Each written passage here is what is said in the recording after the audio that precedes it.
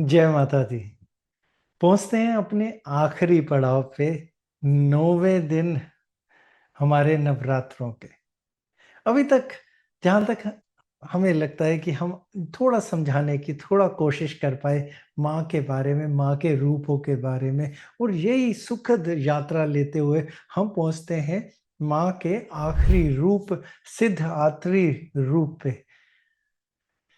सिद्धि मतलब सारी शक्तियों की सिद्धि। अगर हम सिद्धियों की बात बोलें तो उनके पास 8 शक्तियों की सिद्धि की बात आती है। अनीमा, महिमा, गरिमा, लघिमा, प्राप्ति, प्रकम्मा, इष्ट्या और वशिष्ठता। और इन्हीं 8 शक्तियों का रूपी मिश्रण मिश्रण जो है वो है सिद्धिदात्री माता। सिद्धिदात्री माता जब उन्होंने अपने सारे कार्य निपटा लिए, असुरों का संहार कर लिए, तो उन्होंने सारी शक्तियां अपने अंदर इकट्ठी कर ली। और वो कहीं ना कहीं अगर हम बोले तो वो अर्ध नारी ईश्वर रूप के उसमें भी आते हैं। आधा आदमी आधा औरत, यानी शिवजी माता पार्वती एक साथ के रूप में भी आते हैं। उन्होंने इतनी शक्ति ऊर्जा अपने अंदर इकट्ठी कर ली कि वो प्रकृति का रूप बन गई। उन्होंने और उन्हीं से जो रचना शुरू हुई, जिसको हम कहते हैं कि सबसे पहले तो उन्होंने 2 हिस्से बनाए, आदमी और औरत, और फिर उससे आगे देव, देवी, दैत्य, दानव, असुर, गंधर्व, यक्ष, अप्सरा और भूत भी उन्हीं से निकल के आए। उनकी शक्ति इतनी असीम मानी जाती है कि उन वो जो हमारे त्रिदेव हैं, विष्णु, ब्रह्मा, महेश, तीनों को शक्ति प्रदान करने की क्षमता रखती हैं।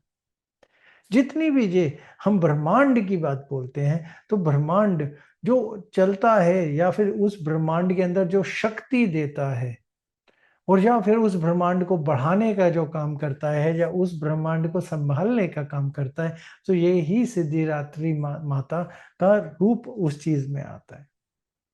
ये 9वां दिन आखिरी दिन होता है। इस दिन बहुत से लोग कहते कंजकें बिठाते हैं कन्याओं को बुला के।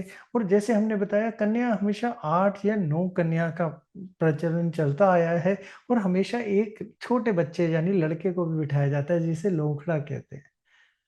कई लोग इसे हनुमान जी का रूप मानते हैं, कई लोग इसे भैरव बाबा का रूप मानते हैं। लेकिन इस तरीके से कंजकें बिठाई जाती हैं, यानी कन्या पूजन किया जाता है और कन्या को दान किया जाता है। और पकवान बना के, जो व्रत वाले, जिसमें पूड़ी, छोले, हलवा की बात आती है, और वो दान में भी दिया जाता है और खुद भी उसका सेवन करके व्रत खत्म किया जाता है। तो अगर हम फिर दोबारा पहली कहानी, पहले एपिसोड, पहले अध्याय के ऊपर से आते हैं कि नवरात्रे इसलिए होते थे कि हम अपने शरीर को शांत और ऊर्जा दे सकें अध्यात्म के जरिए। जो खान पान जो हम रोज मर्रा की जिंदगी में खा रहे हैं, उससे हट के सात्विक खाना खा के, और सबसे बड़ी बात, जो ये मौसम बदलता है, इसमें हम अपने शरीर को बचा कैसे सकें। और इसी बचाव की कहानी हमारे नवरात्रे हैं।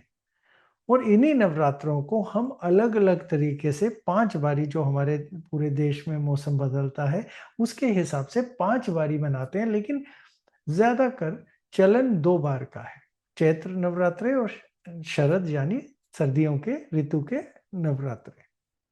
और इन्हीं नवरात्रों के चलन के ऊपर हम 9 दिन माँ की पूजा करते हैं, माँ की इसे अर्चना की याचना करते हैं।